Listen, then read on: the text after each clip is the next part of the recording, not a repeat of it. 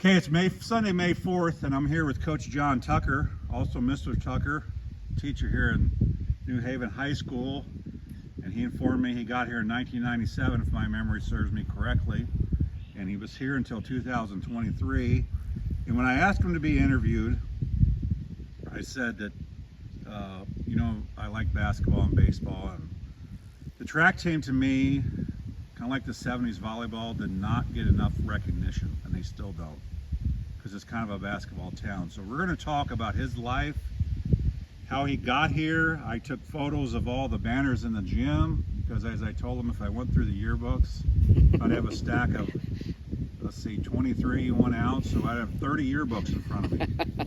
So we're going to just be casual here. Like I always say, it's a wonderful day, and we're actually setting out here. If you can notice, we're setting on the old asphalt part of the track that he had access to, which was added, I think, after Mr. Strobel got here, because it was just a little chat little ring out, an oval out here. So that I noticed when I walked back here, we're underneath a nice oak tree that has kind of grown up, and I really don't know if anyone ever uses it for anything anymore. Why would you if you go out to the other track? So we're going to start here, and I told him the first video is probably going to be about 5 or 6 videos, because we're going to break them down. But the first one is we're going to go over his childhood, what he did as far as running. I know he, if I remember correctly, Denison College. Yep, Denison University. So you grew up in Kirkwood, is that where you were born? Yeah, I was. Actually, Missouri Baptist Hospital, if we want to be specific, in town and country. But no, I grew up in Kirkwood. I went through K through 12 there, then went on to Denison University. Did you, obviously you were a track coach, so I don't know if I really talked to you ever about what you ran. Sure. Did you start the interest in track at a young age, or was when you got to junior high and then you kicked it in, or what? No, it's funny, because we had talked, and I knew we were gonna talk about it, and I've seen some of your interviews, and I know how you start off with your life, and so I started thinking, okay, when did track, or when was running? Because as far as I remember, that's what I've been able to do. And it finally dawned on me, it was in my first year in Cub Scouts, and we had a Cub Scout Olympics at my grade school.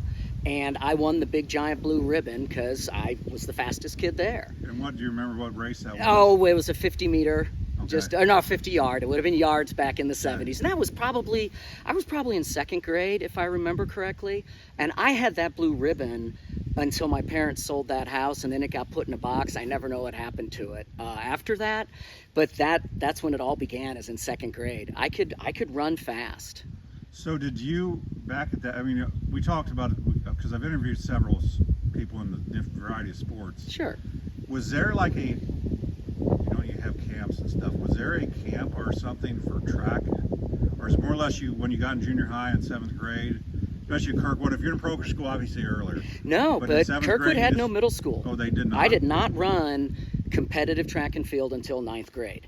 Now, that being said, another story which is kind of quirky, but it's about me, is 1976 Rocky comes out, right? Yes. And my parents got me the soundtrack, and I would put on that soundtrack, grab my brother's old weights. I would be listening to that music, doing sit-ups, lifting weights, probably terribly incorrectly, and running. I'd get up and I'd go run, and I wanted to be in shape. I wanted to be a good athlete. I remember watching the 72 Olympics. I was 5 years old. I really remember 76 Olympics a lot, and just being like, I want to be there. I want to be on a track. I want to win a medal. And I used to tell people when, like, my dad would, or my mom would have friends over, what do you want to do? It's like, I want to be an Olympic sprinter. Well, when I was, 9 years old, I don't think I really understood what an Olympic sprinter was. Yeah. But, I mean, I had that desire. And another thing that I think really helped me, not only as an athlete, but also as a teacher, coach, and just a human being, is my parents instilled in me a work ethic. I mean, that is all I saw my parents doing. They went to their jobs, they came home, mom was making dinner, cleaning house, dad was working in the yard. My dad was an architect, he was constantly redoing our house. They just worked all the time, and I picked that up. And I am, and I've said this before, I really, really am so fortunate that I had parents that instilled in me a desire to be successful, but that success came through hard work. And that is,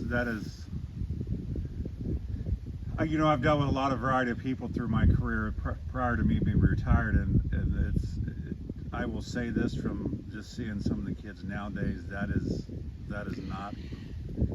We have a few very structured families that still do that, but the majority of people, Yeah. it's just like, no, you just get by, do what you need to do, and blah, blah, blah. And, Yeah. it's like I tell my daughter, Kylie, I said, you earn everything you get. Yeah. Nothing should be given to you. You earn it. So, and I could obviously be harder on her than I am as far as being driven, but I also know it kind of drives kids away from stuff also. So, you get into high school and you wanted to be a sprinter prior to that. Well, and I was also, during the Presidential Fitness Awards in elementary, I always won the 50. I won the 600. I set in middle school for the presidential, I set the 600-meter record. And I don't know how long that lasted, and I don't even remember what I ran it in. A minute 30 something, maybe, I don't know. It was the school record. I set the record in the 50, but a good buddy of mine, Michael Simmons, who went on to play football at Colorado and was a heck of an athlete, he took that 50-meter record away from me. But probably a little more power if he was a football player. Oh boy, he was really pushed through, because I know enough about sprinting. You look at them and they are powerful athletes. Oh yes, they are. And he had, he was a running back, so he was a big dude, even in middle school. And I'm a scrawny guy, not muscular, but my talent was my ability to, is my cardiopulmonary. I could just breathe like crazy. I could get oxygen in there. I had natural good form, competitive as all heck. Yeah, and I just loved it. I did. I loved competing in track and field. I didn't win all the time. I got in high school, no, but it was just fun. I was successful. Did you do primarily sprinting when you got into high school? Yeah, I ran the 100, the 200, and the 400. My very first race, I'll never forget it, I ran 100 meters leading out of the blocks in a sprint medley at Parkway West. And I was shaking like a leaf. I was so nervous. And he was a junior. I can't remember his name now, but he was behind me holding the blocks. He said, "Would you just relax? You're fast. Just go run." And I did. And from there on, I never got quite as nervous again. But it was, sprinting was what I did. And I loved it. So back in the 80s then, did you go right away? Was it strictly varsity track only, or was there? We had JV and varsity, Okay. but I ran varsity Okay. all 4 years. I earned 4 varsity Okay. letters at Kirkwood High. So did you win a lot of medals when you raced, or? Yeah, I got a shoebox back home with them still. Not as many. The shoebox doesn't have as many medals in it as I thought I did win, but you know how that is. Your memory fades on that. But So were you guys ever a part of a team or an individual state champion? well, my freshman year, I did not make the group that went to district. But that year, a sprinter, hurdler named Alvin Miller, which people in Kirkwood and in that area know of Alvin Miller, he single-handedly won the state meet. He won the 100, the 110-meter hurdles, the 200, and the 300 hurdles. So they won state that year, but I was not part of that. But I remember running with Alvin, and he was a heck of an athlete and just a great guy. So do you know what he did after high school? He went on to Notre Dame to play football. He was a receiver Really? for them, yeah. He played 4 years there, and then once he got out of Notre Dame, I want to say he works for Merritt's up in St. Louis, and he's always worked there, but I'm not positive about Okay. that. But he was an influence early on, just because, again, he had work ethic, but he also, just the talent he had, and he was the most popular kid in Kirkwood. I mean, when I ran with him, that was spring of his senior year. He knew he was going to Notre Dame. He knew, and he was the nicest person and a lot of good advice. I got a lot from him. I was fortunate to have good teammates my freshman year.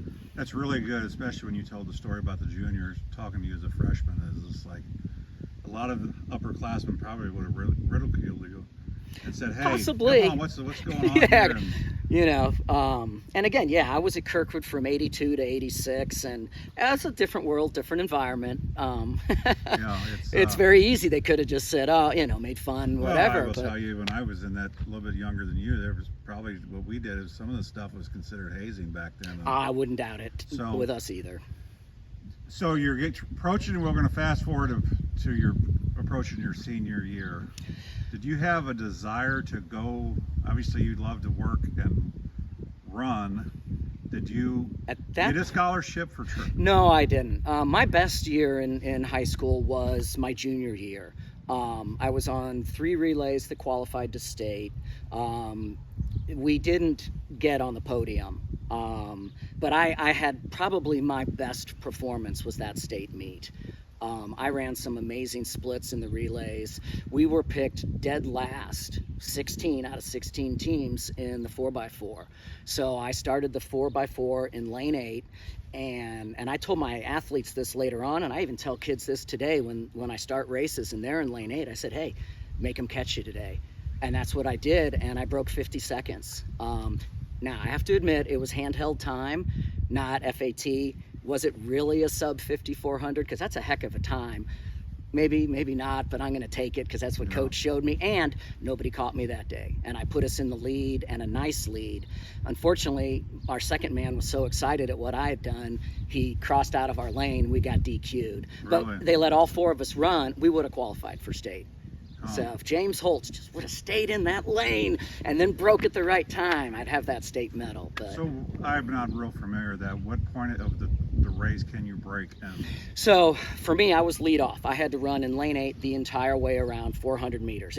In my opinion, it's the true 400 of that relay because the other is done within exchange zones. And so one kid may run a little over, one a little under. So he was number 2, and he stays in his lane until he gets around the first curve and then can break into lane 1, and then everyone else runs lane 1, third leg and fourth leg. It's the last race of the track meet, and in my opinion, by far, it is one of the most fun races to watch. It is exciting. It's a great race. I still love it to this day. Well, you would think the 400, now the 800s are almost a sprint for some reason. They are. No, I would but consider it a 400, you'd think that'd be one of the toughest races. Why would they have that at the end when everyone's worn out from running all the other? I don't know the answer to that. I told my kids they save the best for last, but that's just me being a silly coach. So you didn't have, and I'm not saying this talking down, but you didn't have any interest at all from anyone, or do you just had your mind? So yeah, we'll move forward to senior year, and I got a letter from Truman State, although at that point I think it was still Northeast maybe, which I was pretty excited about. And I remember my coach taking his finger, licking it, and putting it over the signature. And he goes, "That's not a form letter. That's a real signature." Because the ink, And he was like, "That's something you need to be excited about." And then Denison came along, and that wasn't on my radar at all. My mom was a nursery school teacher, and her assistant son went to Denison and just talked it up. Denison is a small liberal arts college in central Ohio. I had never heard of it, but my mom wanted me to try. My dad really wanted me to try. And so I sent my information, and on the interest form, I said I run track. And my senior year, I ran cross country in high school. So I put both track and cross country on there. And probably about a month later, I got a call from the track coach inviting me for a visit. And we went, and I spent a weekend. I watched an indoor meet, and I was like, this is pretty cool. And coach, I got to stay with some athletes and in the dorms, and it was, got me interested in it. And then I thought, because I had taken the ACT, I had taken the SAT, I didn't take them very serious. And I jokingly say, I think a monkey with a crayon could have done better on the SAT than I did. I figured I'm not getting into Denison. It's an elite school. Yeah. And it was a D3 school. They're not going to give a scholarship for track. So I was going to go to Mizzou or KU because I'd gotten into those 2 schools, and I was fine with that. And then I got a call from the coach congratulating me on getting accepted at Denison University. And I don't know if the coach pulled strings to get me, because he couldn't give scholarships, but he wanted me to run for him. Yeah. I don't know, but based on my grade point average and my test scores, I don't think I should have gotten in. Now, that being the case, once I got there, academically I did fine. But so I ran a year of track, and I was injury prone. I got injured my senior year at high school. I pulled a hip flexor.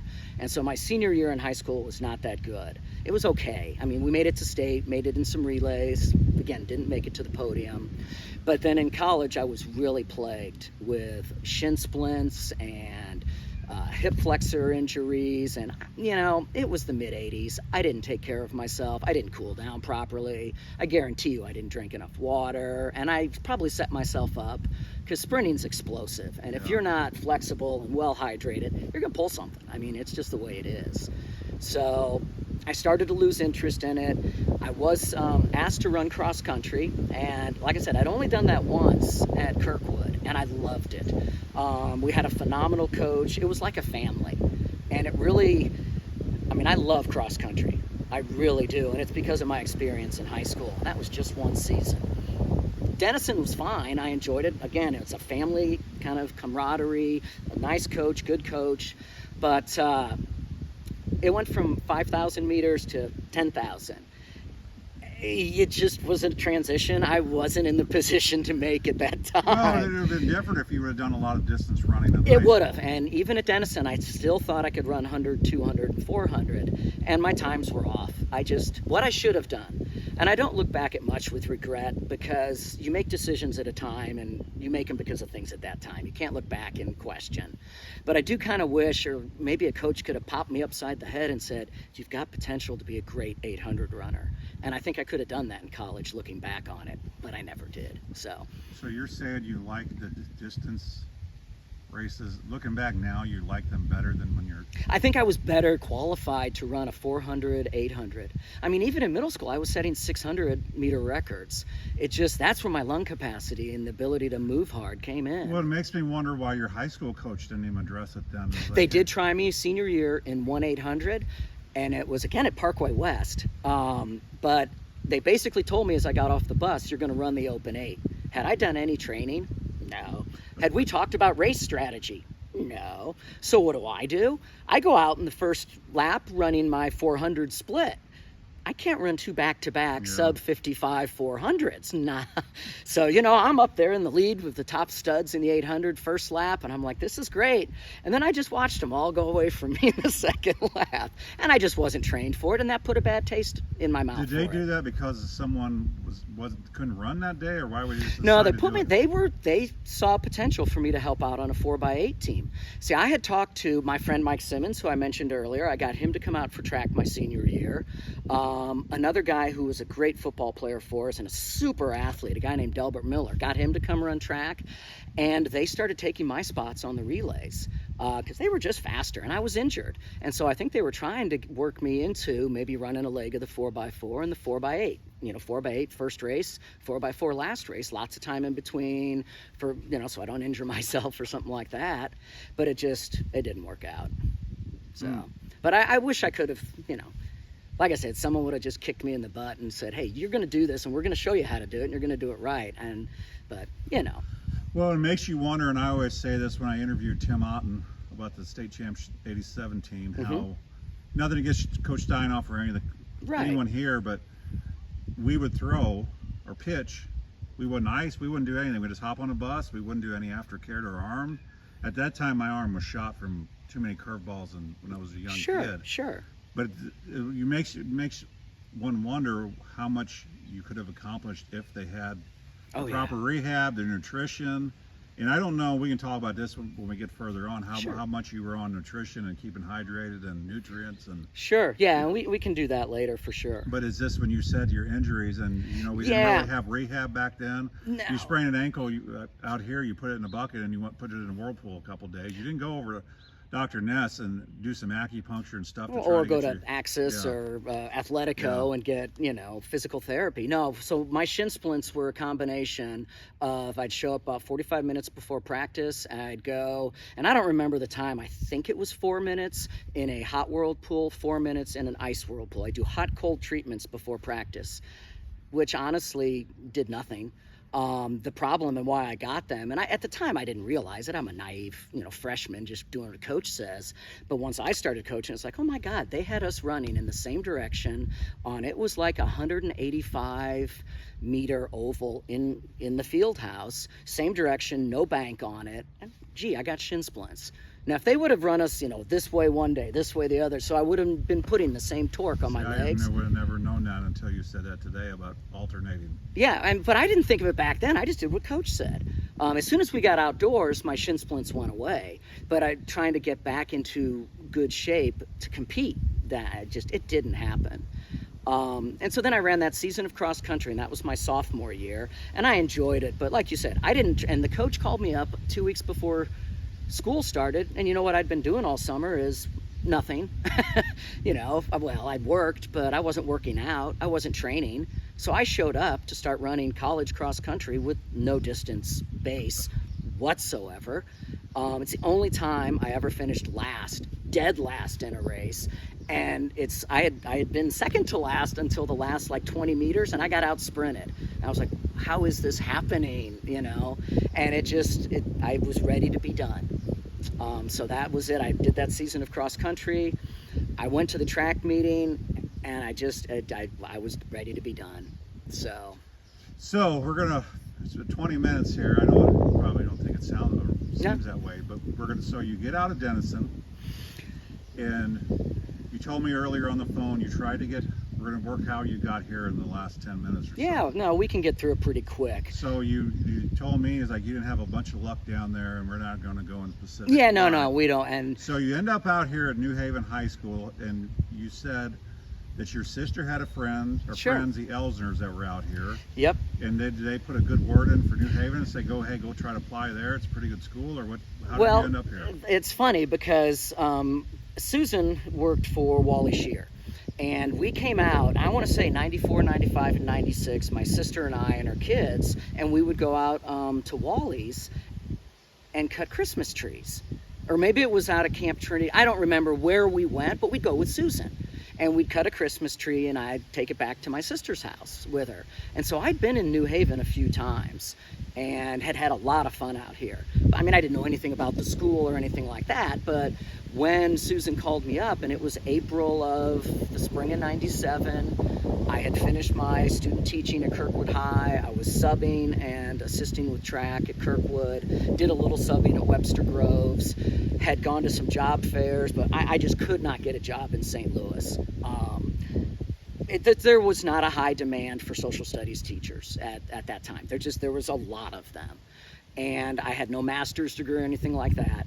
But then Susan called up and said, hey, the track coach has just left, teaches social studies. You should put in your application. I was like, yeah, why not? It's an hour from home. It's not bad. I know the community a little bit. I like it. So I sent in my application, and I got a call from Tim Strobel inviting me down for an interview. And we sat in his office for 2 hours.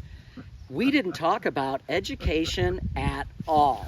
And he saw I had a portfolio with me, and all that. And he's like, I've seen your grades. I'm sure what you have there is fine. Now let's talk track and field.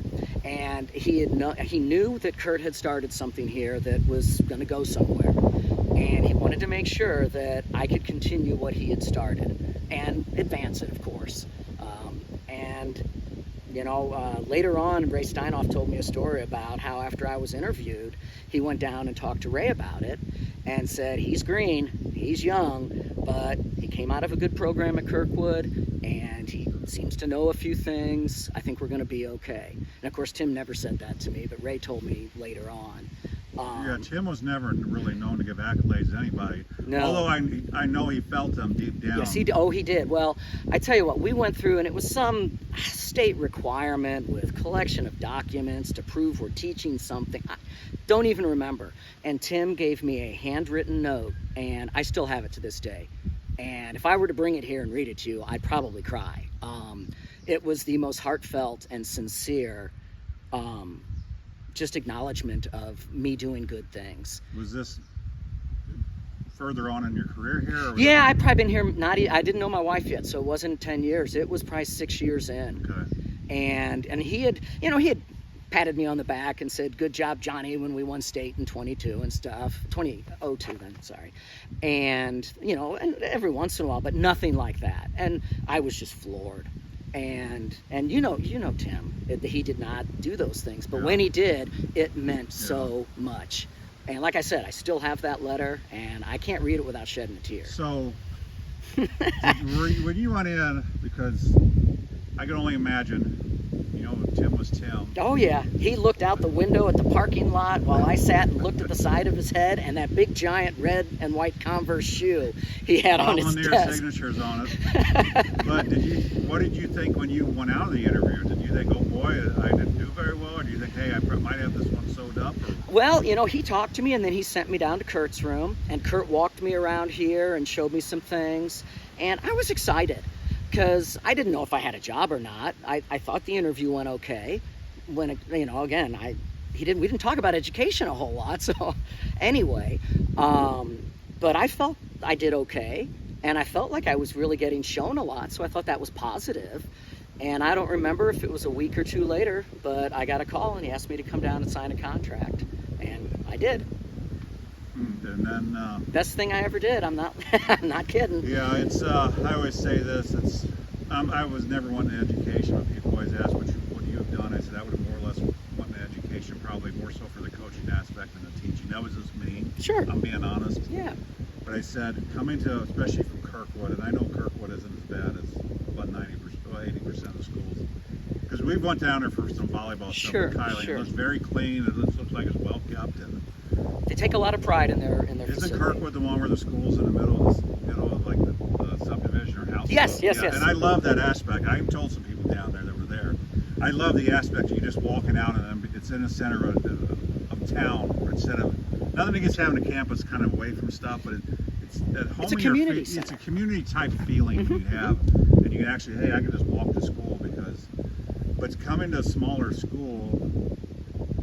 Yeah, that was an adjustment. Were you a little leery? And we're going to cut it here off here pretty soon. You know, I didn't really know what to expect. I student taught at Kirkwood. I went to Kirkwood. I was used to jam-packed hallways and everything, and this seemed a little, I don't mean to use the word simple, but maybe more laid back, just not as much. And I thought, this is an opportunity for me, and Tim even said it. You can come down here, you can work a couple years, you know, get some things under your belt, get some experience, and then maybe you'll move on. Well, I never did. But yeah, I was excited to come. I wanted to teach. I wanted to teach and coach. So before we get in the next video or section, the group that we talked about, your first initial group of, hey, this is a special time. Oh, here. yeah.